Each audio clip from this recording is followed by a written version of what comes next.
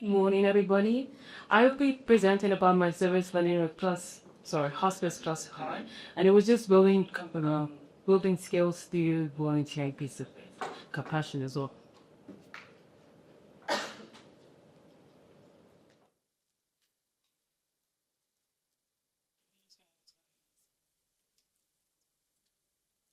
Okay, so just a quick overview. I'm going to be talking about what hospice actually is, and then I'm going to talk about the challenge and impacts that I faced as well, my reflection over the summer when I took the class, and then I'm just going to conclude everything briefly. So first, my name is Oyeyemi. It's a pleasure to meet you all. I took this class in the summer with Mr. Rwanda. The class was cooperative program in biology, and it's a class where you can earn credit for volunteering in the healthcare field or for working in the healthcare field. My community partner was Hospice Plus Heart as well. So just about hospice. So what is hospice? Hospice care is specialized care for individuals that are nearing the end of life care. It's basically just a way for some volunteers to support the families as they go through the process of nearing the end of life. Nearing the end of life. And then Hospice Plus Heart has three specific types of volunteer, which is administrative care volunteers, bereavement volunteers, and directed volunteers. So for the student type of volunteers, they just help out with office work, filing paper, answering phone calls, and supporting whatever is necessary. And they also do help out with planning events that the community has. And then for the direct care volunteers, they do go out into the field and go to patients' homes and nursing homes, and they sit down with the patient, they talk with them, they read or watch a movie. It's just that the presence is there to help the patient. And then for the bereavement volunteers, they offer follow-up support to the families that have lost someone by sending postcards, by checking in on them, or by attending the funeral as well, and just being there for the family. And we also do have some requirements to be a hospice volunteer. It's really simple. It's just a basic background check, tuberculosis test, and the training section. But everything is provided by the by the center, and it's free of charge for you. It's just your time that you have to give up, if you don't mind. So what my role was, I was a direct care volunteer. I would go to patients' homes and I would just sit with them, listen to stories that they told me, or I would watch movies with them. It was a really fun experience for me as well. And other times I would either help in the office with filing paperwork, answering phone calls, just wherever they needed me and if I had time. Because this year I'm a senior and about to graduate, so I was actually really busy last year. Yay! um, sorry, one second.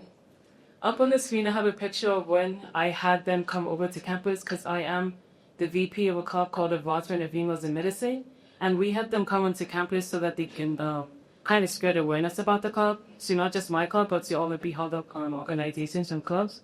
And right now, I think we also have like a few other volunteers we go right now.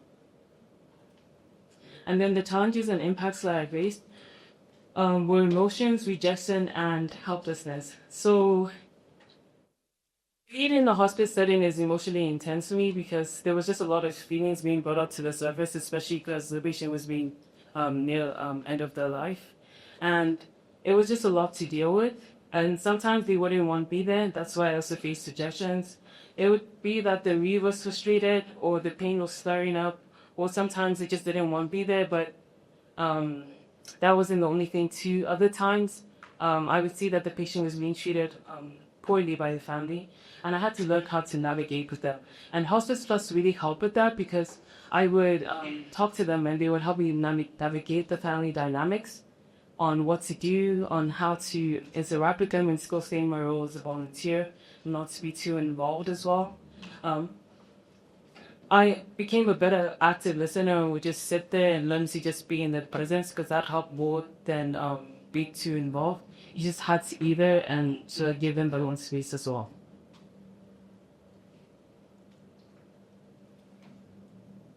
So for the impact, I think that my presence gave patients comfort and a break in routine even when unspoken. And I feel like caregivers appreciated this because sometimes they would just need a rest time for like an hour just to go and get some groceries. So someone would be there with their family member, or for an hour when they get home from work where they just wanted to rest for a bit. And I feel like my presence really helped just to take a little bit of the load off of their shoulders as well. And for the awareness, I feel like by sharing my experience with my club members, it also helped other volunteers be more willing to want to try it out and become a volunteer as well. So reflection. The skills and lessons learned were emotional intelligence, communication, resilience and adaptability, and teamwork. And and communication were one of the biggest things for me because they would have like 4 hospice workers with one patient. It would be a volunteer, the hospice staff, a nurse, and a doctor. And all of us were trying to work together to make sure that the patient was okay, that his view was good for the month, that he had everything that he needed. And we're trying to work together, so we had to stay in touch with each other for that as well. And it also helped me good communication. It also helped me in learning to be a better active listener because I listen but not hearing. So that really helped me as well because I became better at that and I knew what to say in certain moments and when to keep quiet because I ramble. The next slide, please. And how this affects my future goal. This experience solidified my desire to be in healthcare. It further made me realize how to interact with patients rather than just come in, go out. I should actually take a moment, like he said earlier, know the name, get to know them, and that's how you have a better patient interaction with them as well. So my continued involvement, even after the summer was over when I took the class, I still continue to volunteer with hospice. I go there every 2 weeks, at least for an hour or 2 hours, and I sit down with the patient. I just talk and I listen, or watch movies. What are the patients really feeling up to? And I feel like this is a really important thing to just do, like to just stay with them through a bit, because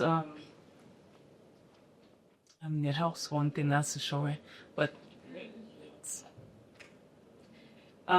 each visit is a reminder of the power and the presence of human connection, and it keeps me grounded in my purpose. And now it's kind of how I want to be making an impact to the community as well. For conclusions, why service learning matters. It matters because it helps you gain real life experience and academic knowledge at the same time.